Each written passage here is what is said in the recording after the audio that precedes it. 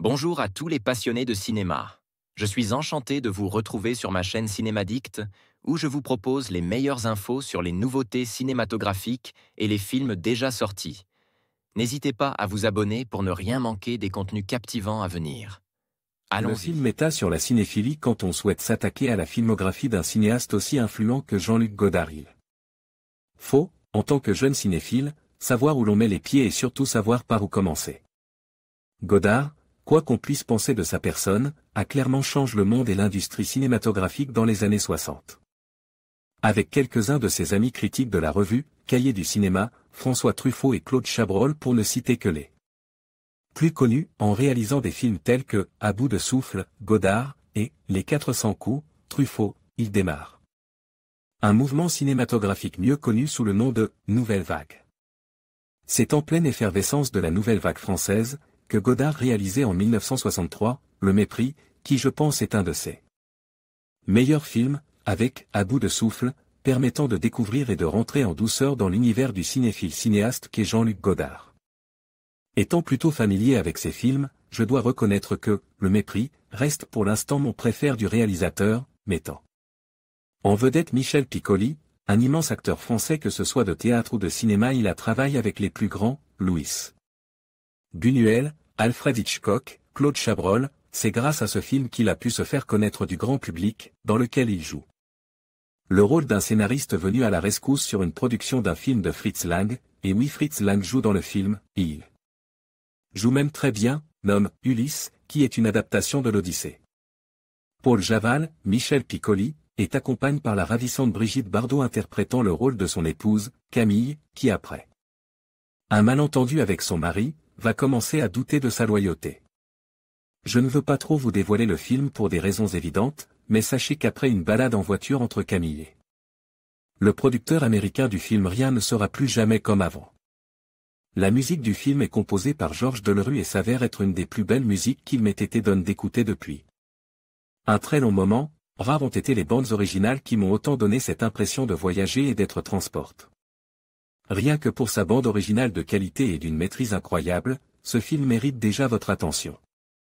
La réalisation de Jean-Luc Godard est tout simplement hallucinante, et tient toujours la route en 2015, sa marque de fabrique étant de ne pas se limiter aux conventions classiques de réalisation mais plutôt d'innover en essayant et en utilisant de nouvelles techniques de montage, des cadrages inédits pour donner plus de sens au récit et en jouant habilement avec le son et les différentes façons de le percevoir au cinéma. Ici nous retrouvons tout ça et bien plus encore pour notre plus grand plaisir de cinéphile, en étant transporte pendant à peu près 1h40 dans un film magistralement et rempli à ras-bord de trouvailles visuelles, sonores et scénaristiques.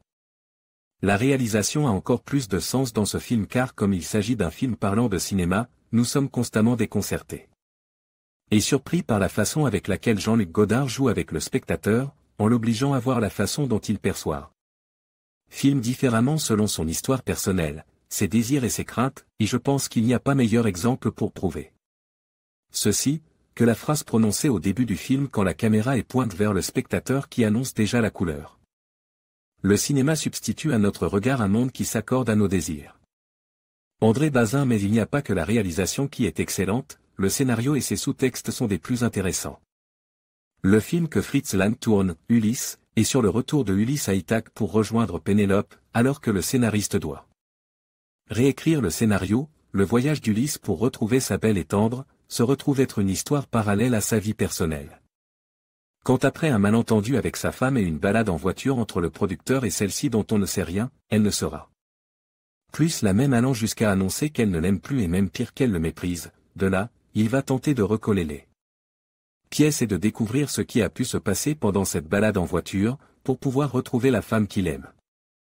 Les dialogues sont géniaux et passionnants, nous scotchant à l'écran par envie de découvrir la suite de l'intrigue, pourtant il reste toujours banal et semble même parfois anecdotique, mais comme dans les films de Tarantino, si vous êtes fan de l'art des dialogues chez Tarantino, regardez les films de la Nouvelle Vague et surtout celui-ci qui sont une énorme source d'inspiration pour lui. La tension monte continuellement jusqu'au climax final qui vous fera, comme il m'a fait, froid dans le dos.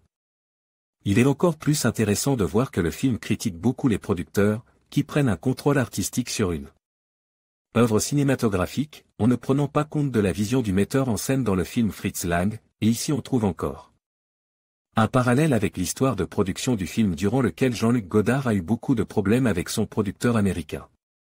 Le problème le plus connu étant que la première version n'ayant pas plu aux producteurs américains car aux yeux des producteurs. Et Brigitte Bardot étant un atout majeur du film selon eux, il était inacceptable que le film ne contienne aucune scène de nus d'eux. L'actrice et là je cite le producteur Sam Levine, « Non, non, ça ne va pas, je veux voir le cul de Bardot ». C'est alors que Godard, furieux d'avoir reçu cette remarque, tourna la magnifique scène post-générique de début qui est maintenant devenue culte, pas seulement parce que Bardot cette fois-ci était nu, mais parce que les dialogues et le long travelling sur le côte du lit étaient d'une minutie et d'une beauté assez dingue surtout quand on pense que celle-ci fut tournée en quelques jours quand la première version du film était finie.